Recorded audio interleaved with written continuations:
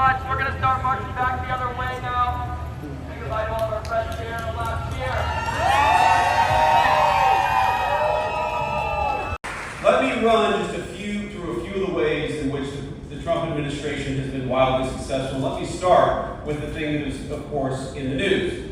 And what the president said going back 10 years, you can look at the campaign in 2015 and 2016, he said consistently through his second term, is that he does not want Iran to have a nuclear weapon. It's very simple. It destabilizes the entire region. It gives this terrible regime leverage over the United States of America. As the president often jokes with me, everybody in Iran calls the Iranian leader the supreme leader.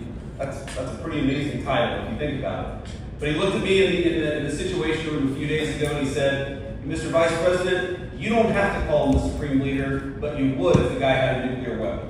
Because the leverage that nuclear weapons give you to destabilize the world, to destroy our economic interests, to destroy our national security interests, you don't want the worst people in the world to have a nuclear weapon. So what did the president do?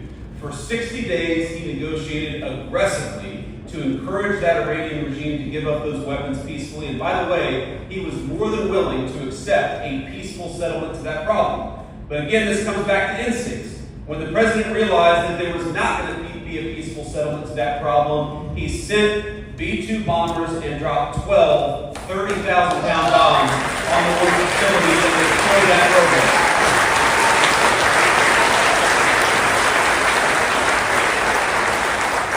And I think there are a lot of Republicans, by the way, I count myself among them, who after the past 25 years, they don't want to get involved in another long-term, protracted Middle Eastern conflict. We all saw what happened with Iraq and Afghanistan. And so what I call the Trump doctrine is quite simple. Number one, you articulate a clear American interest, and that's, in this case, that Iran can't have a nuclear weapon. Number two, you try to aggressively, diplomatically solve that problem. And number three, when you can't solve it diplomatically, you use overwhelming military power to solve it, and then you get the hell out of there before it ever becomes a protracted conflict. That is the first option.